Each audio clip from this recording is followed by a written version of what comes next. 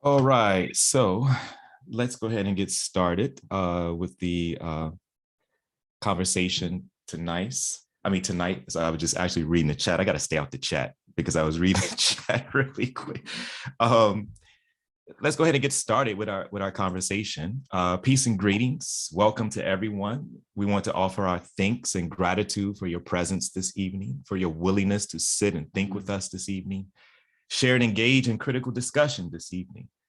As we begin, I want to thank Baba Abdul Alkalimat, not only for the work we are engaging with, which is the subject that we are engaging with this particular session tonight, but his dedication and what seems to be tireless efforts to stay in the tradition of our ancestors, known and unknown, who struggled against the attempts to dehumanize Africana people.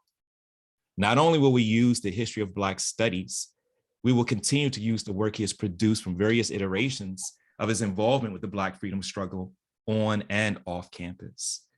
We are also clear that his work is part of efforts of collective struggle, a part of many iterations of study and struggle with comrades and forces that desire to see Africana people free. And it is with this that I want to be clear to highlight that this session tonight is Communiversity's inaugural event in partnership with Africa World Now Project and Black Workers for Justice, of which Abdul and Africa World Now Project collective member Tasneem Siddiqui, and many of those in this session right now are a part of. I look forward to all of us engaging with this discussion.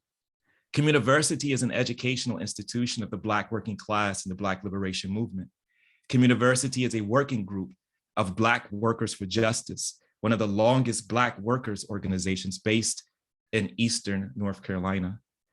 Communiversity with Black Workers for Justice is an institution mapping and documenting the history of the Black freedom struggle, particularly in the US South, as well as engaged in developing working class leadership. This session is also part of a constellation of programs that will be coming over the next few months to include an offshoot of sorts of the recent program that was held a few weeks ago with UNC Chapel Hill Sonia Stone Center, where Abdul presented Dialectics of Liberation, the African Liberation Support Movement. And probably just as, or more importantly, we're excited and honored for the opportunity to be with those who tapped into this webinar, those who are watching via YouTube, and those who will tap into this discussion later. As quick introductions to Abdul Alkalimat and our good colleague and friend and comrade, Josh Myers, who is joining us tonight for this conversation. Abdul Alkalimat is a founder of Black Studies and an author of many books and papers about Black liberation.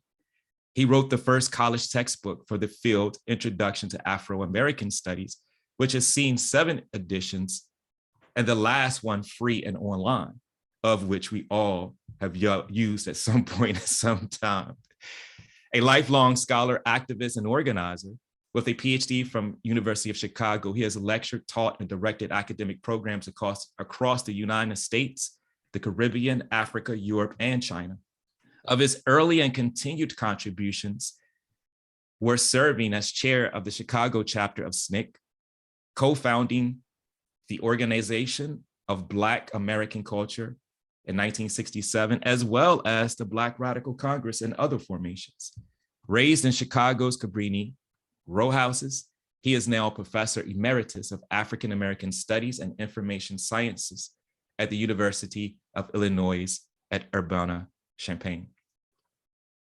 Of course, recent works, The History of Black Studies, published Pluto Press, 2021, Dialectics of Liberation, the African Liberation Support Committee or Movement, published again this year, and a number of other works that all of which are found, and most of which is freely available on his website.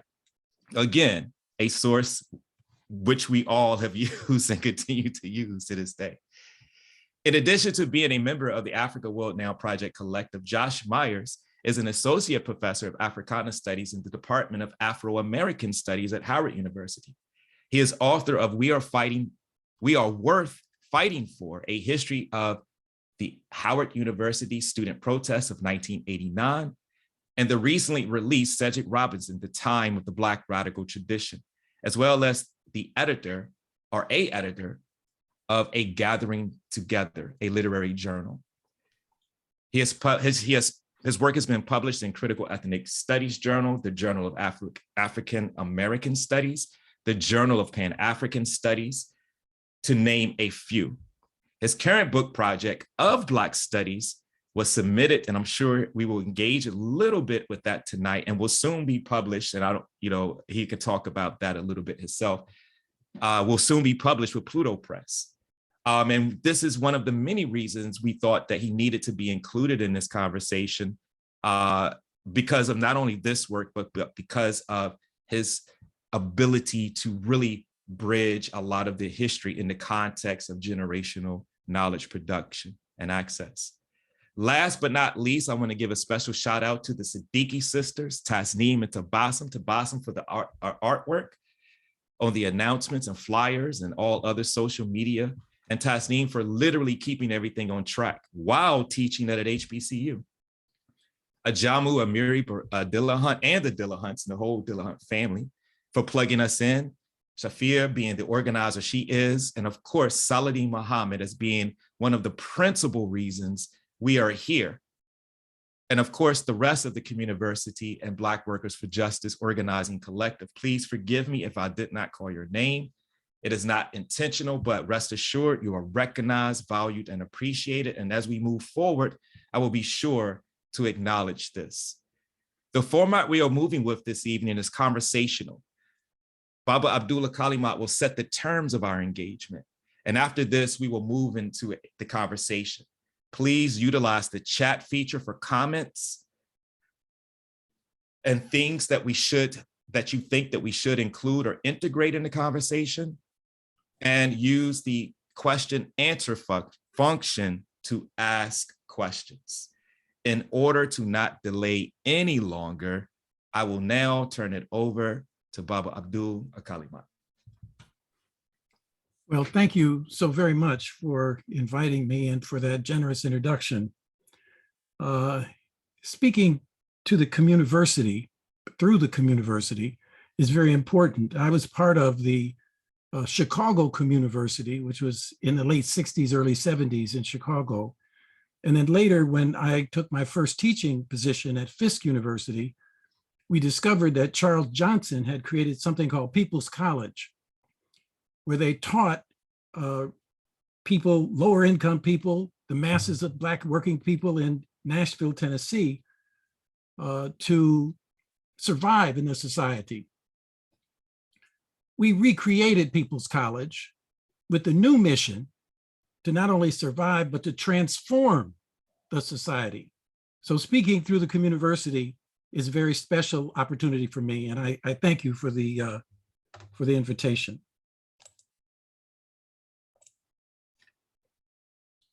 I want to start by giving a general overview to what I think is the best inclusive definition of Black studies. There are 5 points I want to make, and I'll just read this slide. Black studies include those activities, 1, that study and teach about African Americans, including Africans and other African descendant peoples. In other words, it's a pedagogical activity, the teaching and learning about the Black experience.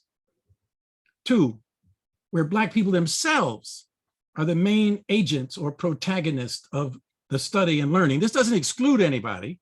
It simply says that the main focus of who is doing the teaching and who's doing the learning are Black people themselves. And 3, that counters racism and contribute to human liberation. This isn't a neutral activity. We are affirming our humanity, and that means we have to resist all forms of racism and national oppression. And 4, that celebrate the Black experience. This is a celebratory, this is a cultural activity in which we not only study ourselves, we profoundly perform ourselves. And lastly, Black studies presents an analysis of the economies, cultures, and politics of the American hemisphere and Western Europe from the perspective of people of African descent. In other words, the point is that this doesn't segregate us from other bodies of knowledge or the world in general. It rather creates a perspective so that we see the world through the lens of our experience and not the experience of somebody else. Now, the slogan of the National Council for Black Studies is academic excellence and social responsibility, a term I created when I was teaching at the University of California at Santa Barbara, and was adopted by the National Council for Black Studies as the national mission. Academic excellence and social responsibility, theory and practice. And I wanted this slide to be important, and I wanted to relate to North Carolina. Our standard for excellence is us. It's not the standard of excellence of institutions that have maintained the support of slavery, of racism, et cetera, but rather we have to look to ourselves. And so here's a brother, Earl Thorpe. What does it say? 27 years at North Carolina Central University. So here are some of his books. A great historian. He was also an activist. He was active with us in the African Liberation Support Committee and even more serious political activities that dealt with the Black working class in North Carolina. And I think that all scholars and students at HBCUs need to look to the historical faculty at HBCUs for inspiration and for, as I said, standards of excellence. Now, just a brief comment about the history of Black studies at the HBCUs. Of course, HBCU's curriculum, this curriculum was established like the mainstream, and therefore it was profoundly Eurocentric. As you can see here, the great focus on Greek and Latin. This is Fisk University in the 1920s. Now, this is not to say that this literature should not be read. Again, it should be read from a Black perspective and not from a perspective as if we were Greek or we were from Italy. But it didn't remain that way. So by 1943, as you can see, Fisk University faculty initiated an African Studies program. Now, this is very important because the normal narrative of African studies in the United States is that Melville Herskovits created it in 1948 at Northwestern University. Not true at all. What created it was the effort at HBCUs, beginning at Fisk University. Mark Canna Watkins, an anthropologist who had studied with Edwin Sapir at the University of Chicago and other people, created this program. And I happen to know because I got the brochure of the program. So I'm not making this up. The point is that HBCUs have been demeaned and marginalized, and we have to bring that story back central to the development of higher education in the United States. Historically, the most profound thing that leads to Black studies is the ideological development that occurred in the community among the masses of people. I'd like to think of this ideological basis of the freedom struggle really in 5 ways. Pan-Africanism, the link to Africa. Nationalism, the link to ourselves. Unity, Black unity. Third, Black liberation theology, that is religion as a source of morality to resist the immoral racism and national oppression that we have faced. Feminism, or as Alice Walker would put it, womanism. That is, the struggle of Black women is so central to the transformation, not only to the external oppression of Black people, but the internal patriarchy in the Black community as well. And then lastly, of course, socialism, the critical appraisal and rejection of the economic exploitation that is normative to the capitalist society that we have been living in. So I start out by talking about Black studies as intellectual history. That's what I've just touched on. The second part of the book, The History of Black Studies, is Black studies as social movement. This is very important because every social movement for social justice, for emancipation, for freedom, has included an educational component.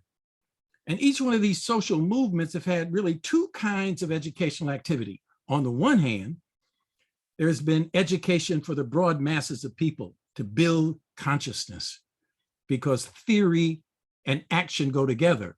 And so to help people understand is a precondition for helping them to act. The second way that education has come through the movement is the education of cadre. That is to say, the education of people who become staff, who take on the responsibility to make sure that organizations development, that make sure that decisions made are actually carried out. The people who have a long distance run and not just a short engagement. That's something that's going on today with Black Lives Matter. We've had the spontaneous stage of the movement, and now we are hoping that out of that spontaneous stage is developed cadre who can carry on. So we've looked at these 6 movements. The freedom movement, what a lot of people call the civil rights movement, Black people have always called it the freedom movement, because civil rights makes it seem like it's tied into the Constitution and in mainstream politics. Of course, that is a tactical aspect of it, but it is the freedom movement. The Black Power movement. This occurred in the middle 60s in the rejection, really, of the minimal demands that were met by the civil rights movement. So Black Power, turning to our own resources and our own networks for our agency in the world. The Black Arts movement, virtually every art genre self-organized. The writers, the poets, the dramatists, the musicians, the painters, and they created art in search of a Black aesthetic, which was a profound affirmation of the way in which the masses of Black people lived. This was not an appeal to the gatekeepers of the mainstream society. This was a turn away. So the critical issue there was audience. Suddenly the audience becomes Black people themselves. The new communist movement. For the first time since the 1930s, Black workers on the shop floor began to struggle, and this created a new surge of interest in socialism, a new surge that we could actually imagine something beyond the capitalist crisis that we were living. I'll have more to say about this. Black women's movement, say more about that, and the student movement.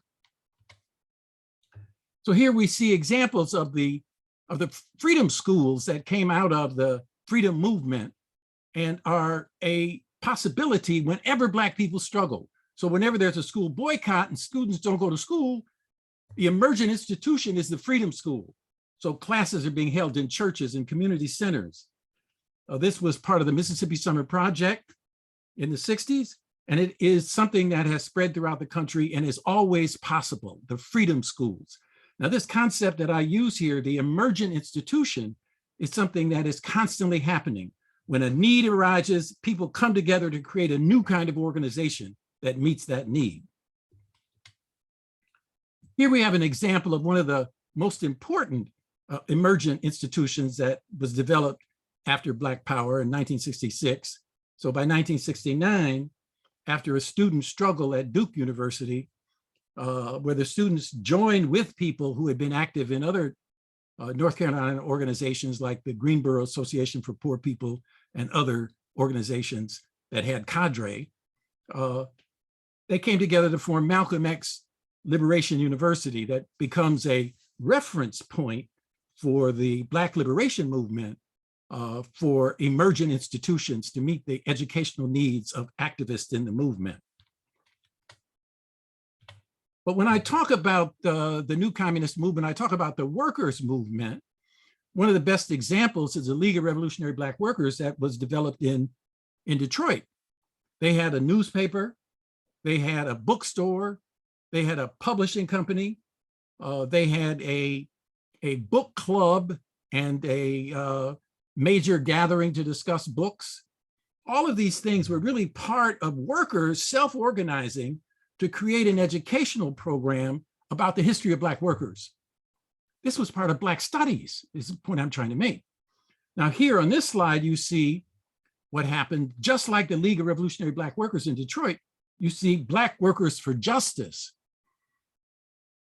1982 still exists. What did the BWFJ have in its high point. They had a newspaper, Justice Speaks, not only covering politics and economics, but culture, talking about jazz, talking about the music of the church.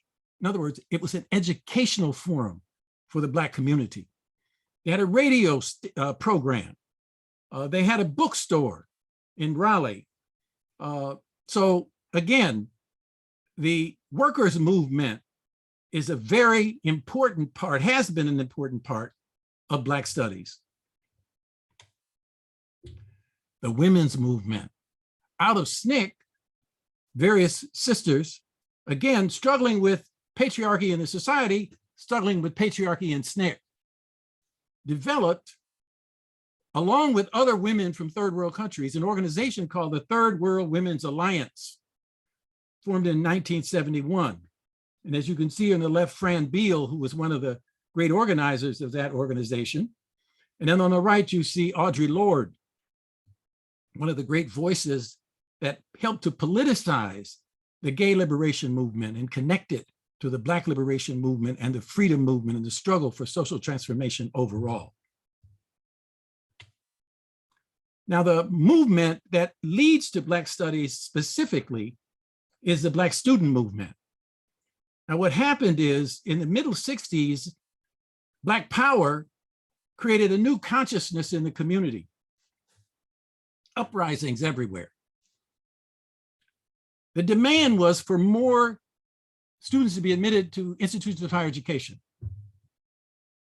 And of course, the society decided, the rulers have decided, better to embrace these young people and bring them into the institution so we could, in quotes, normalize them. But what happened is the students brought the Black power consciousness that had developed in their community. And therefore they rejected the institutional racism they experienced and demanded Black studies. That meant more Black students, more Black faculty, more Black courses, more Black meeting the needs of the Black community. And so here you see examples from San Francisco State and Cornell University. Now, I started out talking about Black studies as intellectual freedom, intellectual history. I then went to Black studies as social movement. Now, the third stage is Black studies as academic profession. What happens when Black studies enters into institutions of higher education? Every campus has a story, but I have summed this up into 6 aspects of experience that basically is the framework to understand each individual story. Social disruption. In other words, this wasn't because people were enlightened, it was because the students fought. They took over buildings. They did all kinds of things. And I was a part of that. Secondly, there was a national debate, a national discussion to create a consensus around what the hell is this thing called Black studies? We didn't demanded it. Now we have to create it. We have to unite around a common concern for it. And so that took place. There were conferences, there were seminars, there were summer institutes and workshops. Then there was building institutions. What was going to be the organizational form? A center, an institute, a program, a department? Are we giving degrees, minors, majors? Are we going to have graduate programs? All of this was then developed. Again, campus by campus, each campus had their own culture, their own style. And I cover a lot of this in the book. Then there was establishing the profession. This took place in really 3 ways. First, there were journals that created peer review, self-organized journals. Then there was PhD programs. And then third, there were organizations where the students and professors, graduate students in particular, could come together. They were theorizing. Theory is a summation of practice, is a summation of knowledge. That began to happen. And then lastly, the question of research. Norming research means creating methodology and creating collective research projects. Now, I want to talk about 2 ways that I'm envisioning the future of Black studies. One is diaspora studies. Black studies in the United States have now stimulated the study of the Black experience in every country of the world. The diaspora is now studying itself. A lot of them do talk about us, but for example, in Africa, this is a very important point. We study Africa. Africa has yet to study us. There's a lot to be discussed about that. Second point about the future is information technology, the new tools. As you can see here on the right, this is really a sort of way in which we conceived of this over 25 years ago. This is when we began. And so you can see Black Studies as it exists, and then you can see the transformation of Black Studies. I mean, after all, here we are on Zoom. This is in part of that new transformation. And then we can see what we did at the University of Toledo, where I was when we developed this. The last two things I want to mention before I close. One is this question of method. We have to be self-reliant and think for ourselves. And so we developed this 7-point method we call the D7 method. And there are two aspects of this that are different from just what you might normally think of as the method of scholarship. One is D3, digitization. This allows us to have freedoms that we didn't have before. For example, we can collaborate. Distance means nothing now. We can share data. We can work simultaneously on a body of data, on a text. We can edit a text together. And then lastly, D7, difference. In other words, answering the question, so what? In other words, we're trying to defeat racism. We're trying to advance our cause of our people. We're trying to move toward freedom. So the D7 method is something I'd like to present for your consideration. And then lastly, Black Studies, why and so what? Well, the interesting thing about Black Studies is that if you take every classroom in the country, every semester, you're dealing with thousands, if not hundreds of thousands of hours of student work.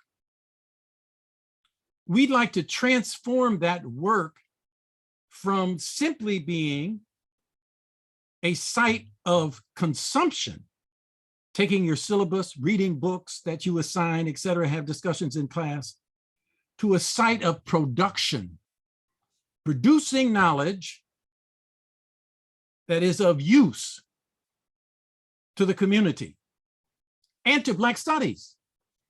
Just give two examples. One is every Black Studies program should have a history of itself. That's an important aspect of the Black Power movement, because Black Studies was a Black Power project. And it validates the connection between the community, because there was no Black Studies created that didn't have community support. And whenever it's attacked, it needs community support to survive. Secondly, every town needs a history of the Black community. So I ask you, particularly about North Carolina, of all the cities in North Carolina, can you name a history that is available to the working class to study the history of the town in which they live? We know that there are histories of Washington, D.C., of Detroit, of Cleveland, of Chicago. Of course, all of this needs to be synthesized and brought together in a form that is accessible to the working class. But we need a history of Rocky Mount.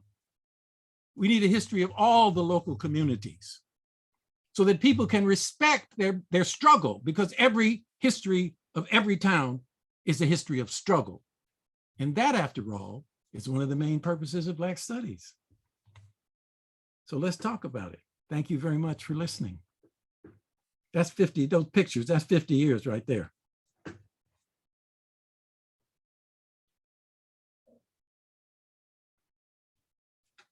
Wow, thank you so much, Baba Alkalimat. You know, as we were talking a little bit before this, and Josh and others who are on this call will know that this is an articulation. This work is clearly an articulation of what we would consider to be history as a weapon, right? This idea that we can utilize all of this knowledge that has been produced over 50 years, things that you've engaged in. A lot of the people on this call, you were literally struggling with, developing ideological battles and, those types of things to really get to this particular point where folk like myself and Josh and other people have been really trying to see where we're going, see where we were, but see where we're going. And this book brings all of those pieces together. I encourage everybody to get this book. But what I wanted to do now is really trace our map, basically a mini intellectual, our movement into Black studies. But, for you and yourself, what were some of those things that happened that pushed you into this particular form of struggle? And then, of course, we want to look at this in the context of Josh, because we want to hear this. One of the things that you say that you wrote this book for is generational transition of knowledge. Looking on your screen right now, we are literally generational. I'm in between you and Josh. You see what I'm saying? So, I think that is important. And again, we're going to bring other people into this conversation, but what is it that produced you? What was your trajectory into Black studies?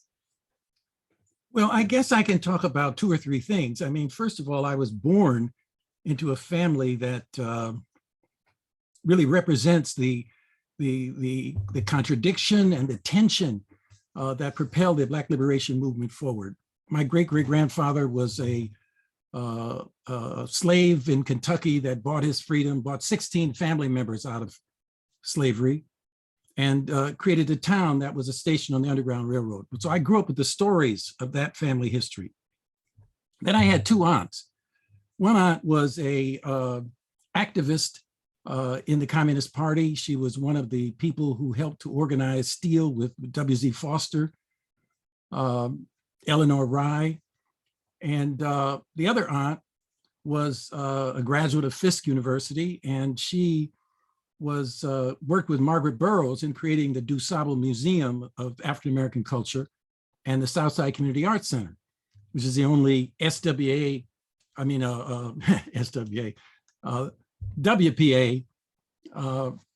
project that's still in existence in Chicago, Southside Community Arts Center.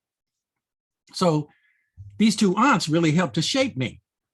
And then it was really part of our generation. I mean, SNCC developed, the sit-in movement developed, the interest in Black history developed.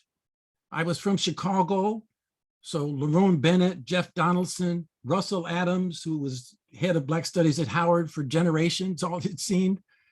They really mentored me, and I was young, I was a junior, really working with them. The last thing I'll say is accidents happen.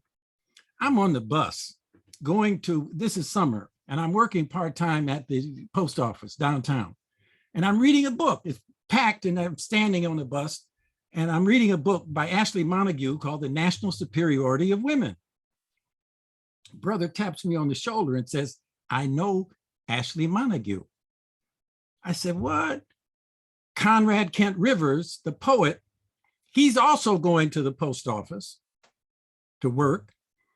So then that was it. So that whole summer, he schooled me. I read all the writers of the Harlem Renaissance and others. And then he introduced me to Hoyt Fuller, who was the editor of Negro Digest and then became Black World. And so it was that connection, the three of us then created OBASI, the Organization of Black American Culture, that led to the Wall of Respect. So family history, aunts, accidents of connection. And by the way, I've actually tried not to be who I am. I just can't do it. I mean, in other words, life pulls you into, activity, and the beauty of living as long as I've lived, and I'm going to be 80 years old in November. I hope to live longer than that.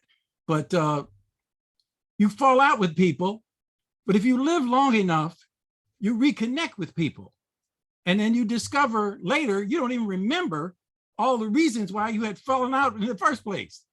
So being cadre means that you develop this bonding social capital in the movement that sometimes is stronger than not.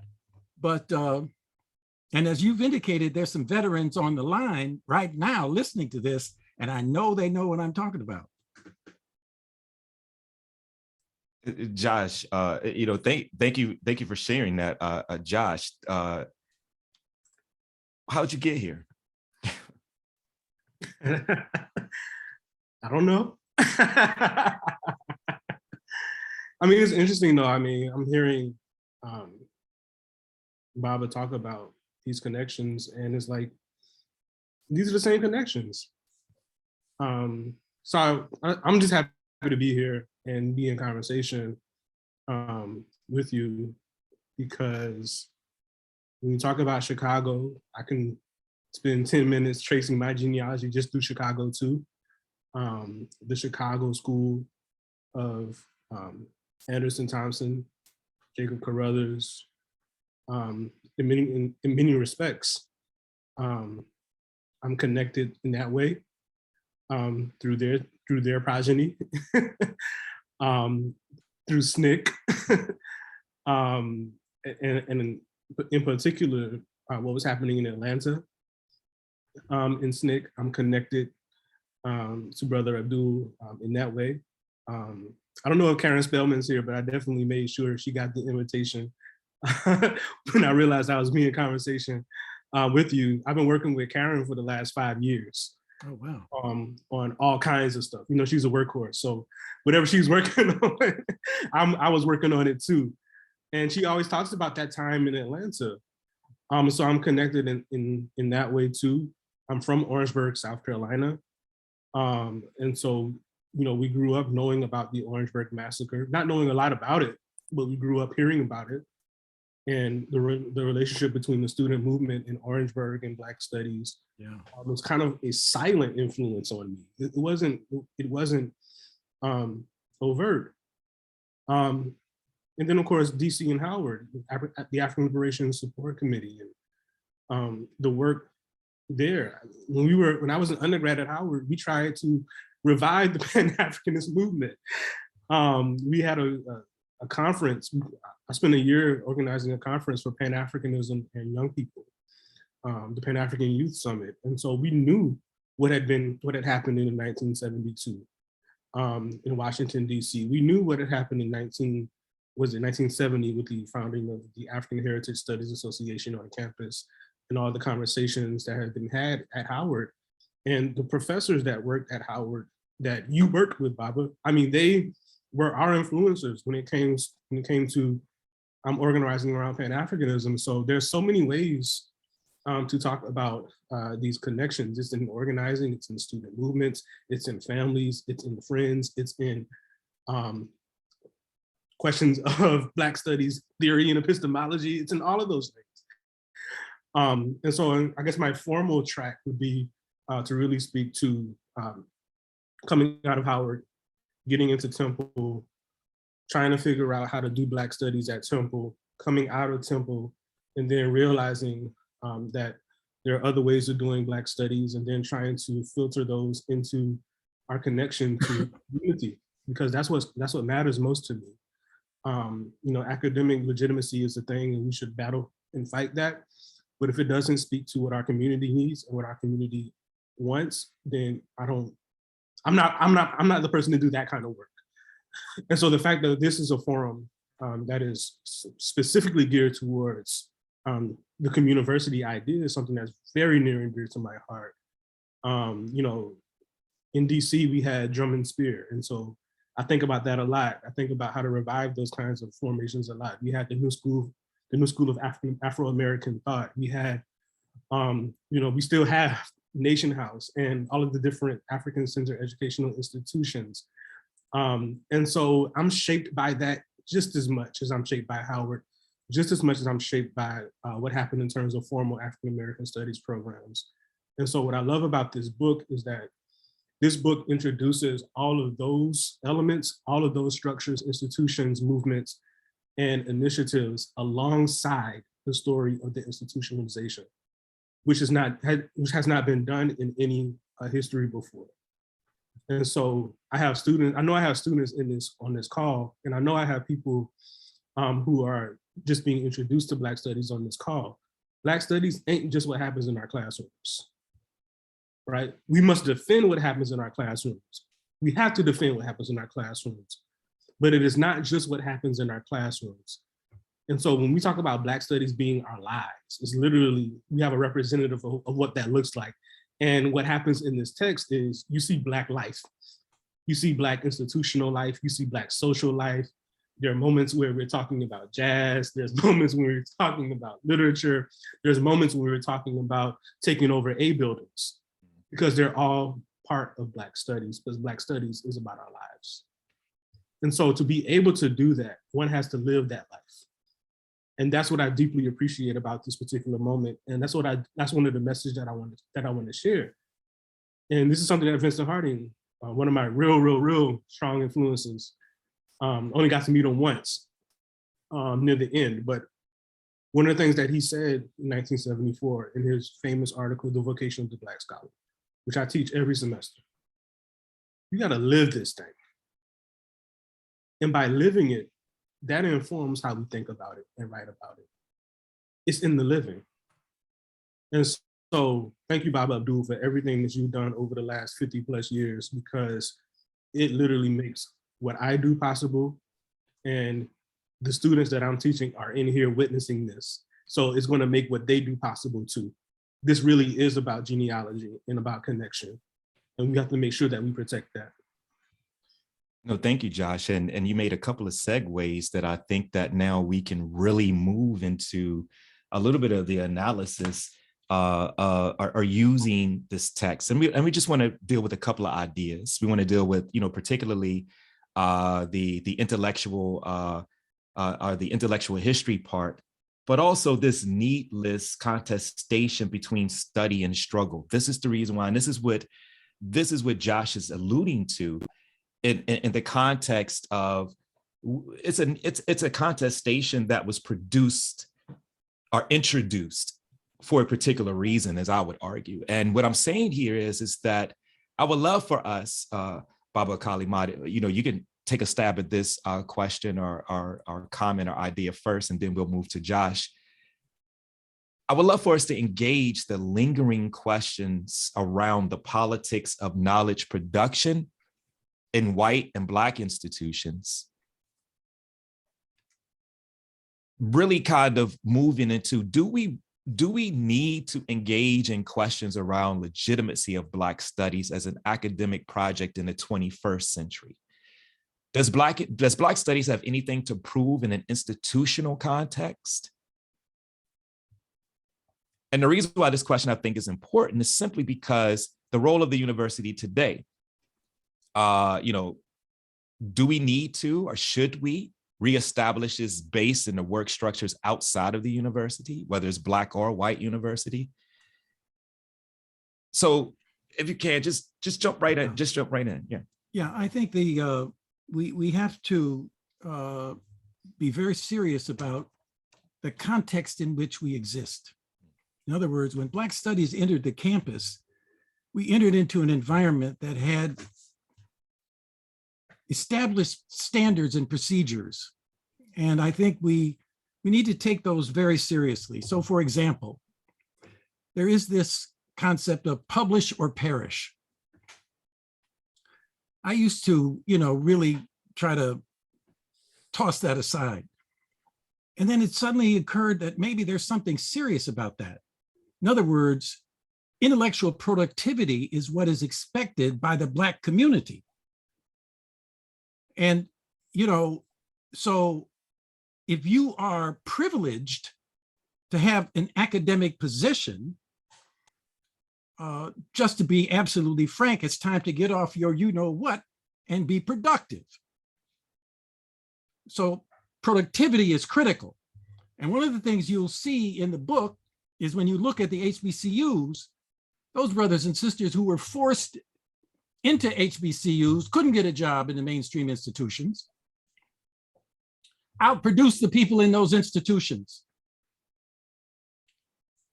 Look, we do it in basketball, we do it in track. What's happening? what's happening? You know, I went to work in the HBCU and I know what the culture is. And a lot of times that culture is not progressive. And then people need to get to work.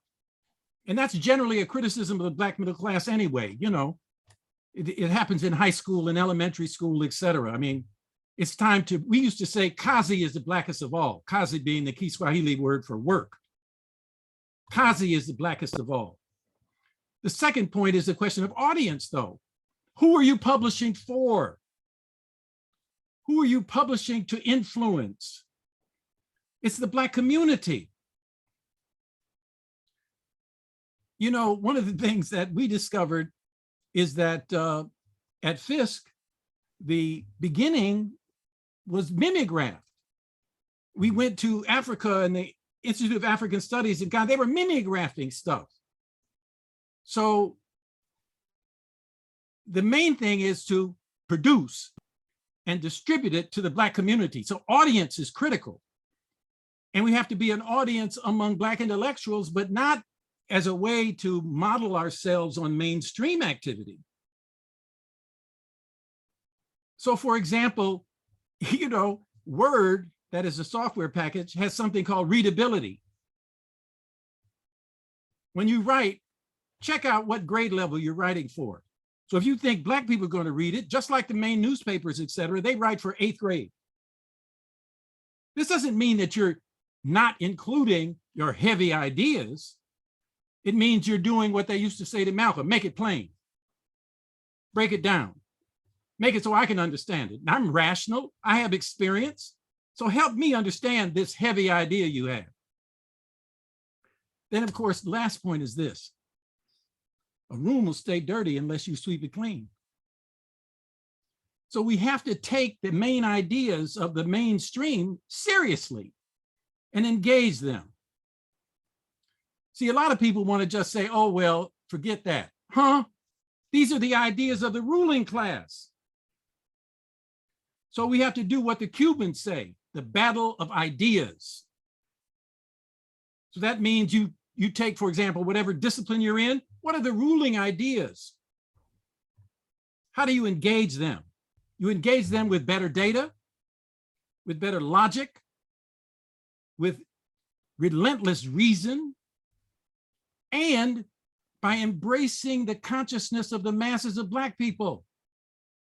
I mean, that's what we did in the 60s. I mean, people used to have to stop and listen. Then suddenly we started saying, wait, maybe there is something to this thing they call mother wit. You know, wisdom in the community. Because once you go to college, you suddenly think that's where the knowledge is, and we are better than our people. That's a fundamental mistake. You have to be able to listen and see, and then maybe you learn something. Josh, you wanted to comment on that, because I mean, this is a very important point within the context of the university, right? This idea of who your audience is, who you're writing for, who you're thinking, and again, this, as I set out in my opening comments, that the collective processes of knowledge production is important, but also the access, which is the reason why, as you know, Josh, that we engage in Africa World Now project to really battle that bridge or those barriers with access to knowledge, but also how we have these conversations and framing these conversations. Well, I think, one thing that I loved about the book is that it took great care to list the journals and the newsletters and the ways in which Black Studies programs disseminated information to the masses. And not just within the era of Black Studies, but going back to where this book starts, which is the Black community itself. There is a sense that if we control or manage the ways in which information is shared in our communities, right, that goes a long way. Now, I don't know if print is going to be the way of the future. And I say that as somebody that writes books, which is a crazy thing to say, right? I love writing. I love the written word. But it might be another form now. I think we might be entering into another form. And so Black studies obviously can't rely on print in the way that it has relied on print in the last 30, 40, 50 years. I think we should still write, of course, but where is our impact going to be in new media is a big question for me. I mean, think about the popular forms of, think about the popular ways that our students get knowledge and information. How often do we have to refute something in class that came out of Twitter, a Twitter space? I hate Twitter spaces, I'm sorry. Or from a podcast or a documentary. I mean, every other day, I heard on a podcast that, wait a minute, let's go back and study this. Because the person on the podcast didn't do no studying, right? Unless they're listening to Africa World Now podcast. True. But there are some other good ones. But in a general sense, I mean, you probably get the gist of what I'm saying is that there's a lot of information that's close to the truth, but ain't the full truth, that ends up being disseminated far more efficiently than what Black studies people can be doing and have done. And so we have to figure out new media. And I think there are a number of examples, especially since the pandemic, that have been generated, but I think we need to formally attach these to Black studies so that our students know that, you know, this is something that you can do. It's an additional thing that you can do with your Black studies knowledge, is participate in this new environment, because that's what our people are engaging. I mean, that's what we, you know, every time I engage with a friend who may not be in the academy, it's around what they heard on the podcast. It's around what they heard on the documentary. It's around a TV show that I didn't see yet. Did you see the Underground Railroad? I have to say, no, I didn't. But somebody has to say yes, and here's what it did, and here's what it didn't do, and here's what it should be doing, right? So we have to be in that space. And I think it's a difference between being the consultant in those spaces and being the producer. We have to produce out of those spaces too, I think, to ultimately get at what our predecessors were doing with print media, right? If you look at every major city, another strong point of the book is that it looks at cities, right? It looks at those local histories in the cities. If you look at the cities, everybody had a Black newspaper, everybody.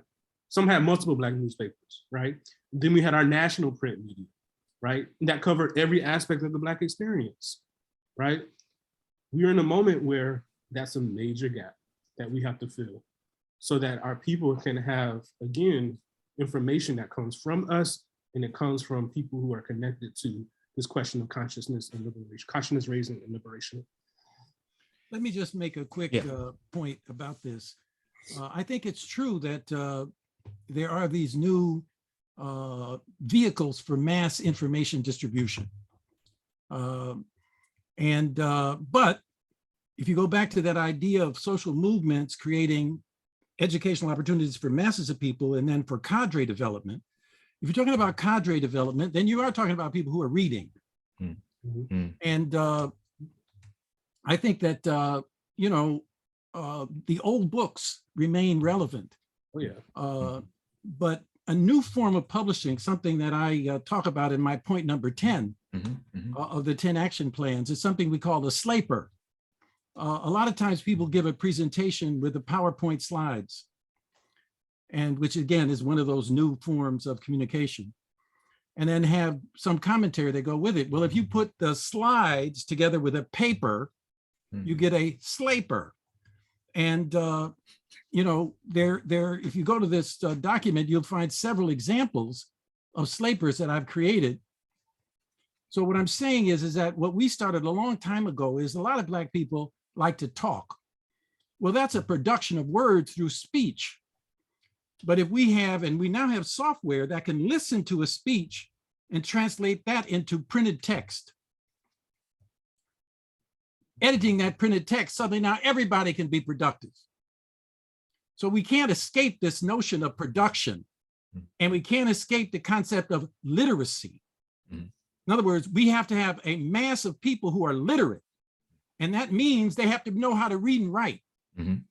And so we can't like go off into kind of a middle class game of, we're going to have a hip hop archive at Harvard, because that's what our masses are involved in, while those people are privileging the bridge they're on into mainstream success. We have to go back to the question of, are the masses of Black people literate today? In the 60s, people were reading Frantz Fanon. I don't talk about people who were graduated from college. I'm talking about people who hadn't graduated from high school. We're reading Frantz Fanon. We're reading Malcolm.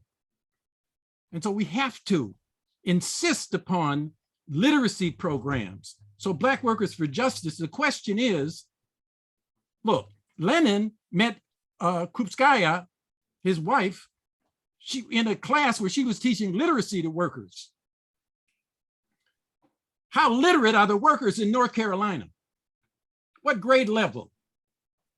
If we want to get all the way real, we have to talk about literacy in our movement. Ignorant people cannot make a revolution, cannot make a transformation. In other words, people can get on TV, ain't got no conversation with the people who are running the opposition line.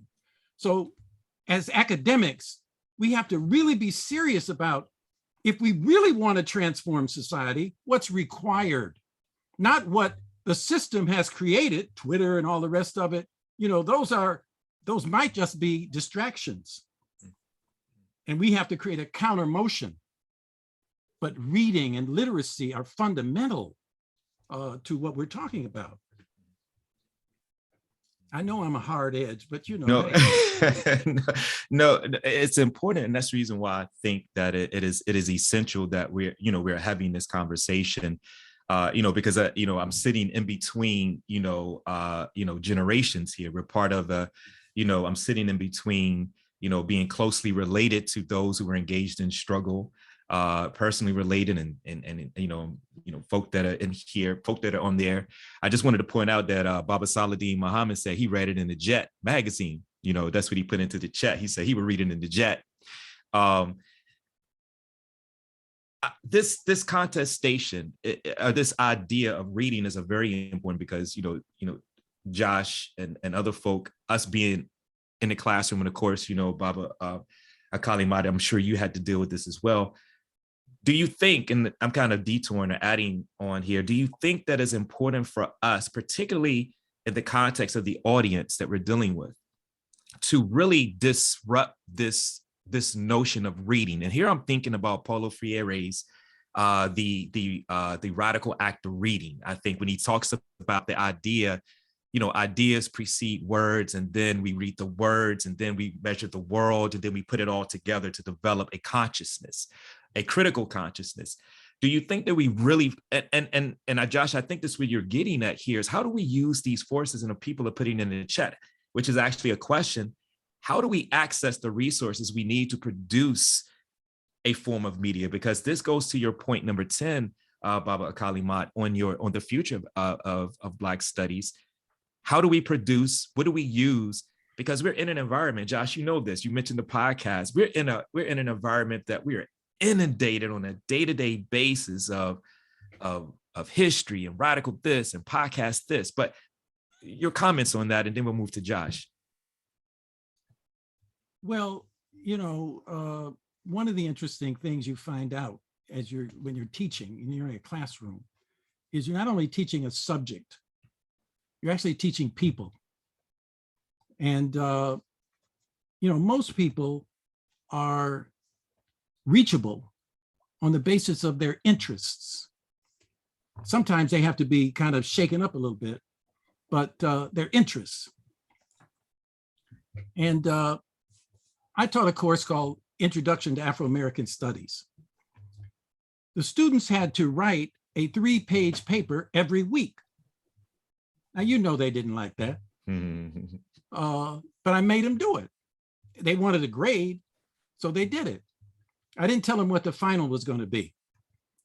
Then as we got close to the final, I said, okay, now the final is you have to revise every one of those papers and add at least a page. So think about it, 15 weeks, 3 pages. Then you add a 4th times 15. So getting into 100 pages. Then they had to write an introduction. answering several questions. Then they had to design a cover, a piece of art, a collage, a picture, whatever, title. Then they had to go to the print shop and get 2 copies made, bound. First of all, that was their first book. Second of all, the second copy they had to send to their mama. I mean, when they left the print shop, their feet weren't touching the ground. So we have to make expectations that help people raise the level of their game. They don't want to, they don't even think they can. But after that class, every other class was a breeze. I mean, somebody said, well, you're going to have to write a 7-page paper for this course. They would fall out laughing. You know, but what it does is it means that the faculty have to put their game shoes on because you got to grade those damn papers. So we all have to learn how to work harder. I think Black people really want to be free. I don't think Black people want to be subservient and exploited, etc. But they have been brainwashed. And Black people are doing the service of the system by brainwashing them and getting paid to do it at very high levels. And we have to disrupt all of that and bring something different. That's when you say Du Bois used to lock his classroom door when the time came. So if you were late, you couldn't get in. I mean, let's raise the level. I just, you know, I don't know. Anyway, that's what I think. Josh, I think we'll probably get trouble in this particular point. We like to do it in classroom. But Josh, did you want to? Du Bois got into plenty of trouble. Yeah, right. Josh, did you want to comment to that, or did you want to? Or did you want to? Because one of the things that I think is important in the midst of this conversation is the mechanisms and institutions within which historically, but also the ones that we can revive, particularly in the context of Black Workers for Justice, Communiversity. But Josh, what about this notion of the Black University?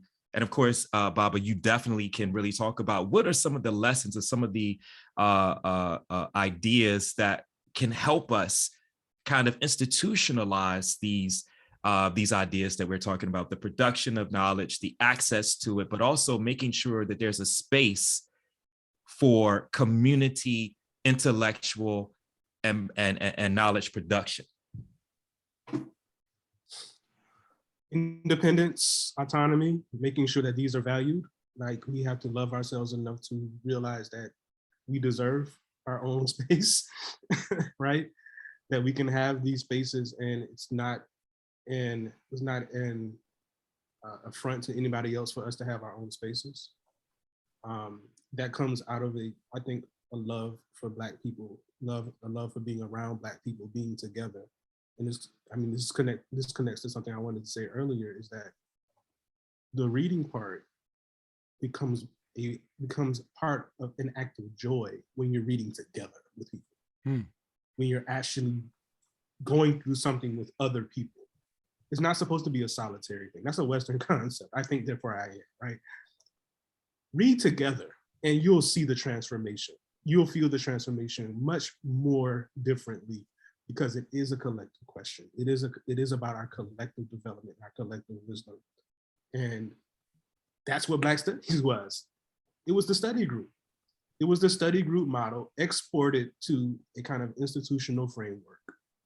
And it's those study groups that I love to talk about and think about, whether it's the Harlem History Club, which becomes the Edward Biden Society. We can trace so many of them. Garvey's study group. I mean, there's so many different examples of Black people saying, let's be over in this corner and let's just study. That's powerful on its own. And what I liked about the Biden Society is, I mean, these are people who had real jobs. These are people who work probably more than 9 to 5s. And they still carved out the time to study. They still carved out the time to study together. And Huggins had them producing out of that study too. I think John Henry Clark had to produce a play once. And say, here's what we're studying, now you produce a play about it. That then becomes this question of production, right? And there's part of that studying together is like, once you do it enough, you can't help but want to produce. You can't help but want to add your own piece to this conversation. And so part of what I try to do in my classes is cultivate the love of studying and reading together. And, you know, at a certain level, I even got rid of the sort of normative idea of assignment. Your assignment is to read together.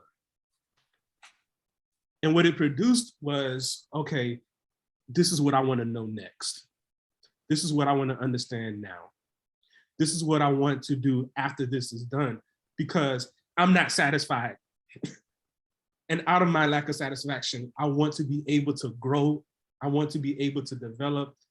I want to know what you know. I want to know what your teachers knew, and I want to know what their teachers knew.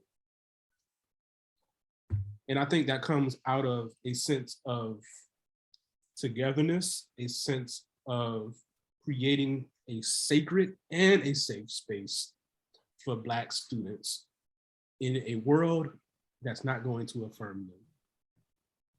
We have to do that in Black studies. And that in and of itself is rigorous. You can't walk into that. You have to learn how to practice that. You have to learn how to be in community with students. And it's a beautiful thing once you master it. I ain't saying I mastered it yet, but I'm saying it's a beautiful thing because I've seen it modeled. That's what I'm saying. I've seen it demonstrated, and I've seen what comes out of that. So, what I wanted to do right now is make this again. This is a truly collective process. I wanted to bring up to the stage one of Baba Alkalimat's partners. Partner, we don't like to say partner in crime, one of his comrades that he has done a lot of work on, Baba Saladin Muhammad. He wanted to add to this conversation as well. But when we, as we're coming out of this, listening to and responding to whatever Baba Saladin provides, but Baba Alkalimat, I really want you to talk about, some of the lessons that you learned in the institution building that you've done over the years to help us really frame what we, the 10 plan that you have, the idea of moving towards a future of Africana studies. But I want to bring Baba Saladin Muhammad to speak, bring him up right now.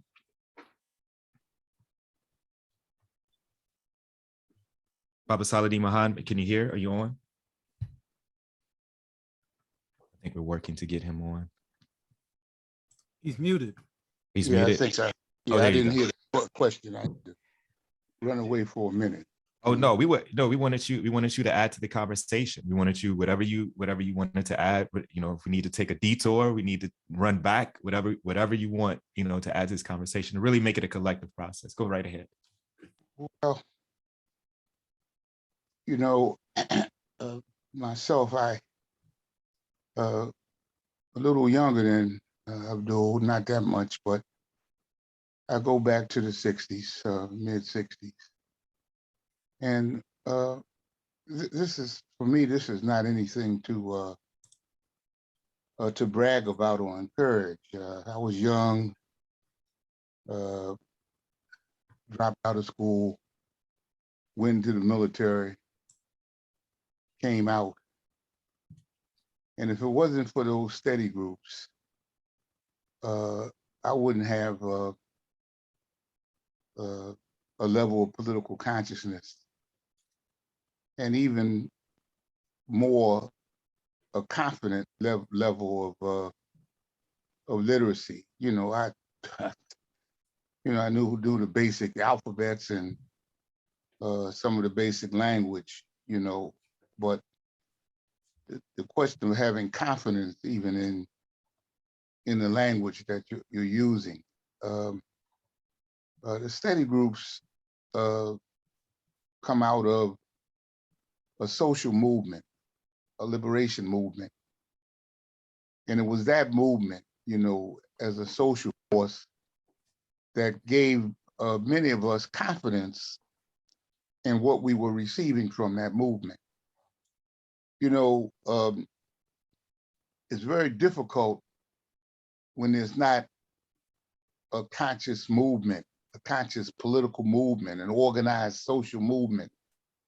Not that all will be embraced under the same ideological tendencies, but it's very, very difficult, in my opinion, to have a level of mass confidence as in trying to develop, consciousness and areas of work. I think Abdul's book identifies, it may not have framed it this way, but that many in the movement, the movement was not just the projected leaders, the projected speakers. There was a whole lot of us, who did more printing of leaflets, writing leaflets, making reports on our work, studying, all of those things. And there were a few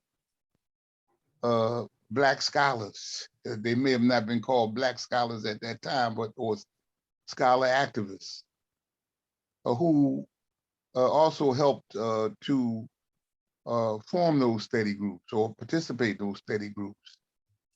And we had to have confidence because we were learning what people felt that only could be learned in the academy somewhere, So I think his book, we have to at least keep that aspect of our understanding of it in mind. The civil rights movement, or the Black freedom movement, called the civil rights movement, the Black power movement, the internationalist movement. All of these created a political climate that reduced some of the reluctancy and fear, in some cases, of speaking out, of saying what you feel, saying what you study, and that was very important for me because I'll tell the story. The name ain't important. I was at a conference. I think it was probably might have been in 80 something, up in Michigan somewhere. And it was on building the Independent Black Political Party, INBIP. And people put papers down that they had wrote, and I had put something together, a few notes together that could be considered a paper. And this scholar, very well known scholar, wrote a whole bunch of books. He picked it up and he hollered out, he says, there's a Saladin Muhammad here. I heard my name called, by a person that I didn't really know. And the person said to me, he said, "Man, what school did you go to, comrade?" I mean, that's the first question he asked, because he just assumed that somebody, who made an analysis, et cetera, had to come out of the academy. And I think there's been a level of fear, in the Black community, particularly the Black working class, et cetera, of not speaking and those kinds of things. It's a greater level of fear when there's no movement out there, and so I think the book helps to capture that kind of movement. I mean, for me, I owe everything that I, or at least 95% of what I know. I certainly owe something to my parents, you know. But if it wasn't for the movement, you know, wow. I don't know how I would have survived in the military in '65, you know, just before I was getting ready to get out. I don't know how I would have survived, you know, at least, you know, in terms of my mindset. So I think that's about, you know, all. I certainly appreciate what Brother Josh has said. Glad to meet you. We might have seen each other, I'm not sure, before, but I'm very appreciative, you know, of your comments and what at least both you and Abdul has said, how that kind of brings things together and as a synthesis to produce some new questions that we need to study and answer. That's about all I have. No, thank you, Baba Alkalimat and Josh, and we actually will Amber Sims will allow her to ask allow them to ask a question as well. But Baba Alkalimat, did you have any comments or responses? Yeah, just very briefly, I'm reminded of what Frantz Fanon said that we often refer to. Each generation has a mission; it can fulfill it or betray it. So we have that question: what is our mission today? And I'd like to propose two things. First, the movement for social justice, for social transformation. Today, the central question is cadre development. That's what Saladin was just talking about. And by cadre development, what I'm talking about is this. Two things. One is the prevailing ideas of the society have to be combated. That means you have to study and understand what they are. You have to read books. You know, you have to read the columns of and the journals of the ruling class, foreign affairs, and so on. So cadre development is a very serious thing. I mean, they think getting a PhD in the mainstream is important. And it is. But this is equally as important. And just because you have a PhD doesn't mean that you qualify for a cadre in the movement. It may mean the opposite. You know. So anyway, cadre development is really critical right now because we won't have a Black Lives Matter sustainability. We won't have any sustainable movement without cadre. The second thing is about what we can do in Black studies. And I want to revisit what I said earlier about the classroom is where student labor exists. If you have an understanding of the capitalist system, you know, labor is what creates value. Now, for us, the question is, of those hundreds of thousands of student hours that do research, et cetera, you can ask the question, so what? Or if you take the position of the community, what do we get out of that? All those term papers, all those assignments, et cetera, what of value does it have for the community? And it seems to me that we have to capture that labor and we have to focus it so that we can produce things that are of value, incidentally, value for the students, but even more importantly, value for the community. Just imagine if the students in your classroom over a period of time produced writing that was held as value by the community. And the community would then grow proud that they helped and they have this Black Studies program. They don't feel that way now, other than at a symbolic level. There are so many issues: environmental crisis, the whole question of labor, the whole question of educational quality coming out of high schools. I mean, there's a lot of data we need to produce. So the utility of knowledge by the masses of people create a criteria for us in our classroom. We can't act like we can just give meaningless assignments to people because they can learn how to write. They can have useful assignments and learn how to do that same writing. So it seems to me that answer to the Fanon question of what is our mission, I think in the movement, we have to create cadre. Saladin and I have written a paper, a pamphlet called 3 Waves. That goes into that question. Then secondly, this question of production, class, situation as a site, not just of consumption, but as a site of production. And our students, I'm talking about first year students, not even to mention people who are already in their junior and senior year. So anyway, I think that question, what is the mission we have today? We can fulfill it or betray it. Josh, did you want to add to that, or did we want to, because there's a few questions I want to kind of tap in together, but please, by all means. No, I just want to represent it. Yeah. No, this is absolutely amazing. Because a lot of these questions, and Baba Kalimat, one of the things that I want to call attention to those who are going to be engaging this.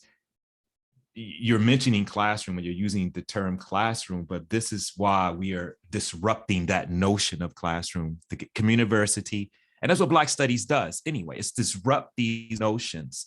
But I also want to make sure that we really talk about the access to this knowledge. And I think that's what you're talking about.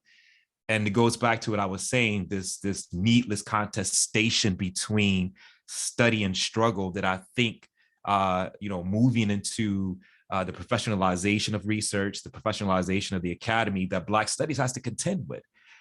This is for me, I think that is that struggle that you're talking about. What is the next step? By all means, you can respond to what I just said, but let me pull in a question here, a question or two, if you don't mind. And I also wanted to, I noticed Brother Tom Porter is on this call as well. If he has anything to say, please, by all means, raise your hand, because we would love to, hear your comments, even though we're going to be talking to you next week.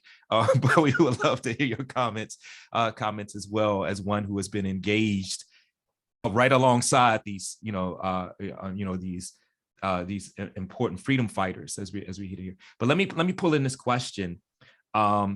And I'm gonna talk about the question. And Amber Sims has a question about what inclusive text would you recommend, starting with the must reads, because they are joining from Dallas, Texas on this call right now.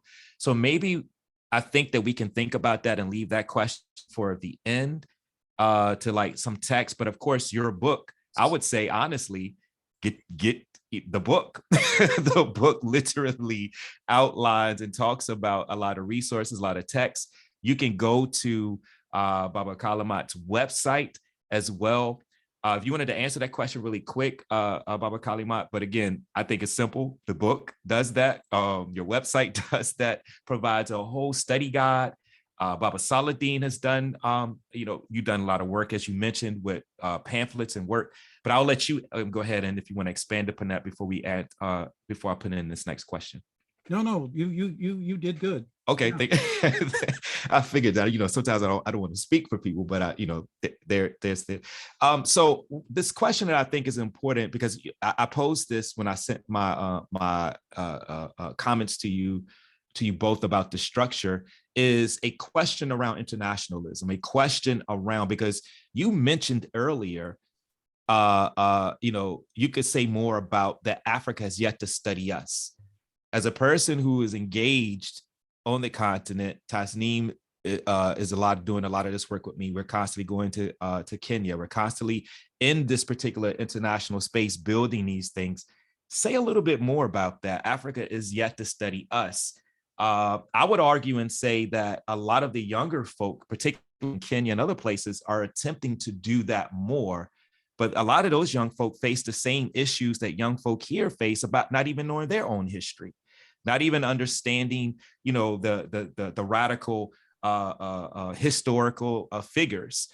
So say a little bit more about that. And of course, Josh, if you wanted to add to that in the context of even your upcoming work, how do you disrupt this notion of what we study and how we study, right? And Josh, you can add with that.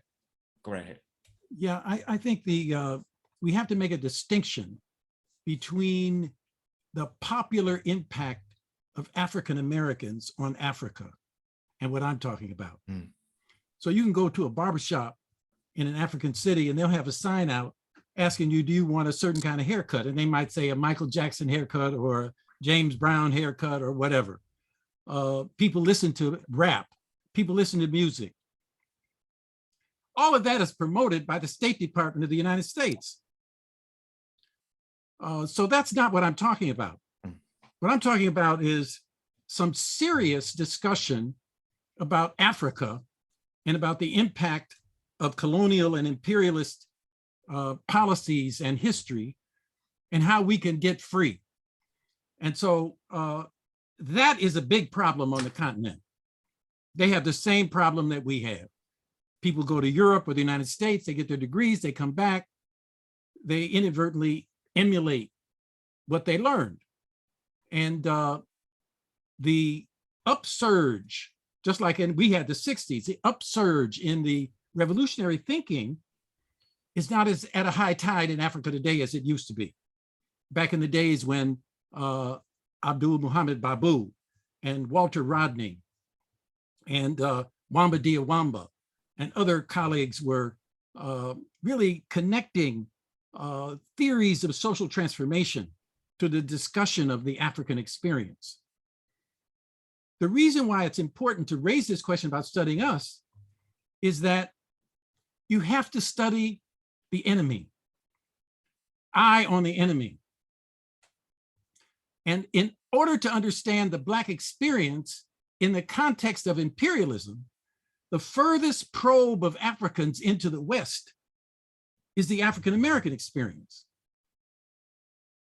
We are the example of what happens to Black people under the most extreme conditions of being inside the beast, the belly of the beast, so to speak, to use that phrase.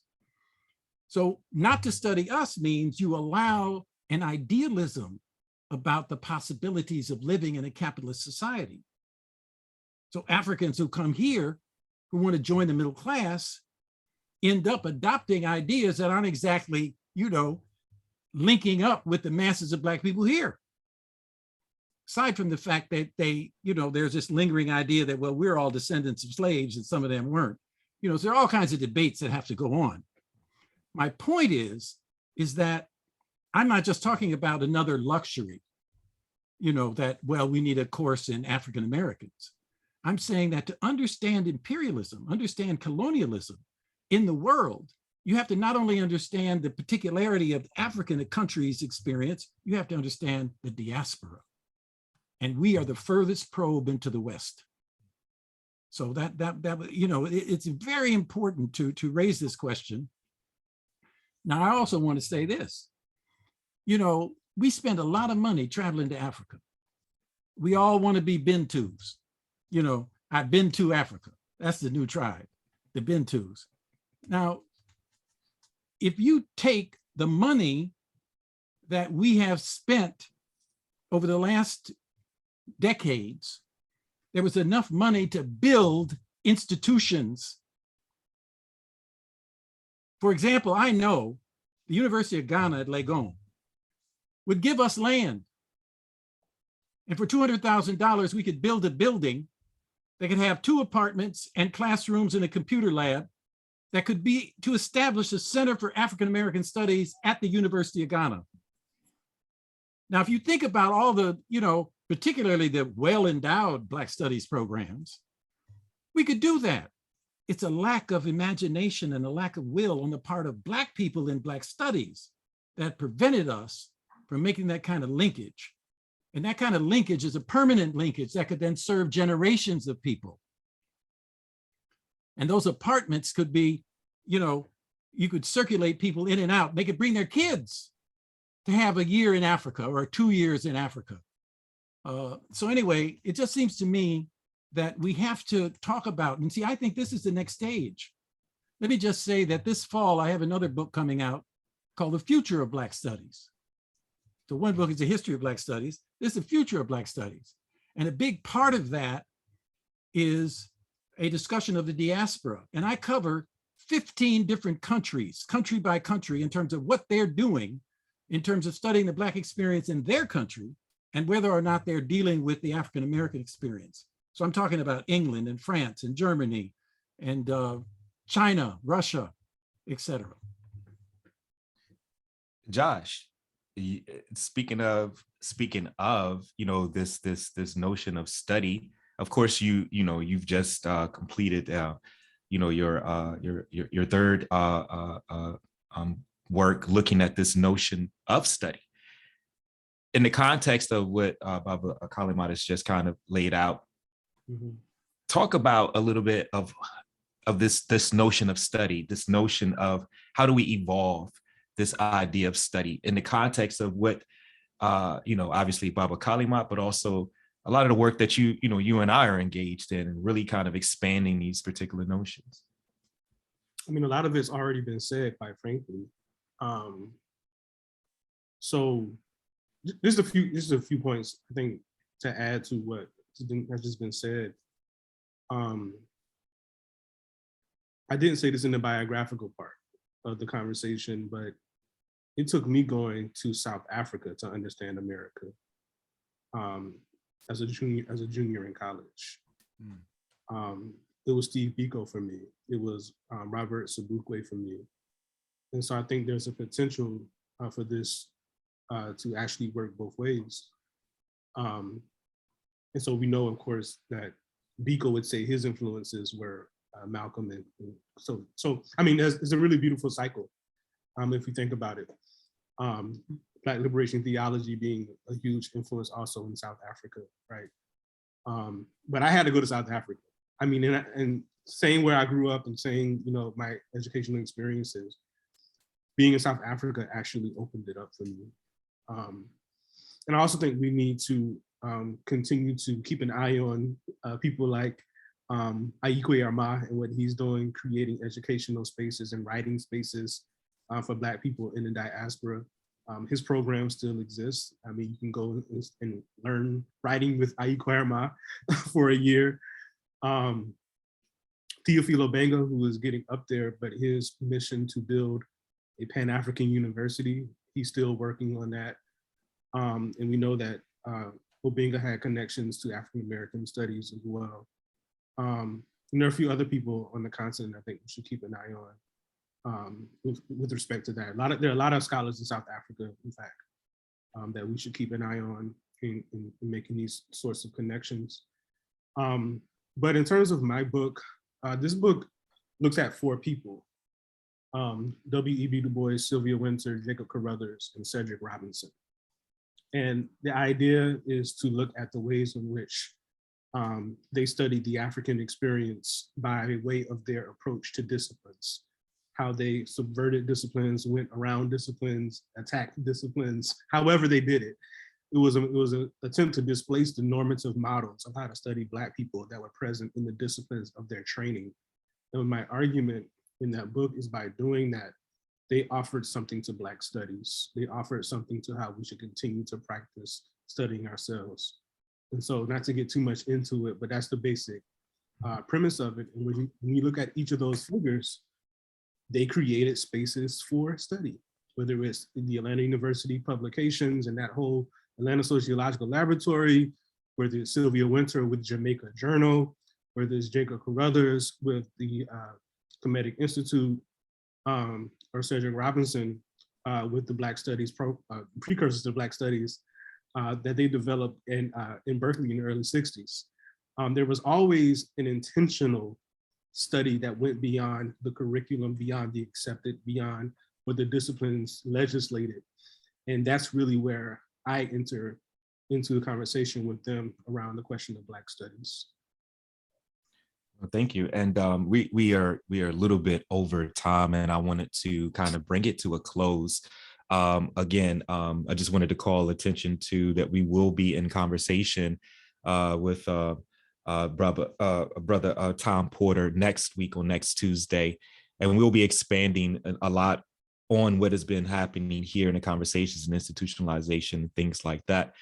There is one question left in the question, which is what scholars document the psychological effects of colonialism, imperialism, slavery, and racism on the Pan-African community?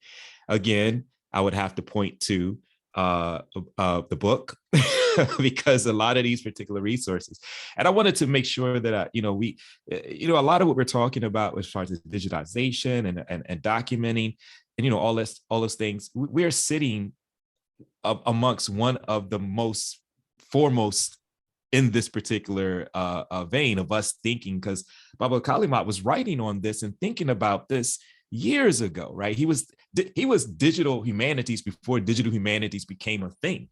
So I want to make sure I do that. But there are a number of scholars and that document the psychological effects. Again, the book highlights some of those, but I wanted to allow our Josh or Abdul did you want to some that come off real quick, or and also we can follow up that question a little bit later in the on the YouTube, but go right ahead if you wanted to add to that. Ain't nothing wrong with Fanon. I mean, if that's the baseline, I would start there. Yeah. From Fanon. Yeah. I think there's a series of studies that are really often overlooked that were sponsored by the American Council on Education. And they look at the process of the rural to urban experience that sort of lays a foundation for the Black personality, for what it meant psychologically to be a Black person growing up. So Fraser's book, there's one book called Negro Youth at the Crossroads. There's Growing Up in the Black Belt. I think that's Charles Johnson. There are about 5 volumes that came out of that series. Allison Davis. Yeah, exactly. So I think one of the things I would say to younger scholars and students is that pay attention to Black intellectual history. And of course, this is a general point that often generations are forgotten. And then people end up trying to reinvent the wheel. And it's often, to an older person, it's kind of curious when people think they've invented something, when in fact, it's something well known by people who are more literate in terms of Black intellectual history. So, it's sort of like being a musician. You can't just pick up a horn and play it. You first have to learn the technical aspects of it. Then you have to learn the history of the horn. And maybe, just maybe, you'll find your own voice. And that's true with the intellectual activity as well. Well put. We usually call that Christopher Columbusing, the idea that, people discover certain things. I wanted to bring this to a close. I wanted to, again, make sure that, folk who are engaging this now or who will engage this later, this is the inaugural event of Communiversity in partnership with Africa Will Project and Black Workers for Justice, again, of which Baba Saladin and Baba Kalimat and a number of folk who are on this conversation right now are a part of, are attempting to really build these institutions, reinvigorate energy into these institutions as well. So with that being said, I just wanted to, any closing comments before either of you? I will start with Baba Kalimat and then we will end with Josh. No, I just want to express my appreciation for being invited to be part of this. And I hope that what comments have been made have been useful to people, and let's keep on keeping on. Josh? Thank you to the speakers, and I really enjoyed the conversation, and I really want to encourage people to buy this and all the other new books that are coming out that are telling our stories from our perspective. Absolutely, and as I said and alluded to, earlier in the conversation, this book really is, history as a weapon. This book is a very, very important tool within context of not only getting us to think about where we were and where we are, but also really to think about where we're going. And again, Baba Kalimat got something for us on that coming soon. So with that being said, I'd like to thank everybody for joining us, and we look forward to engaging with you again. Thank you.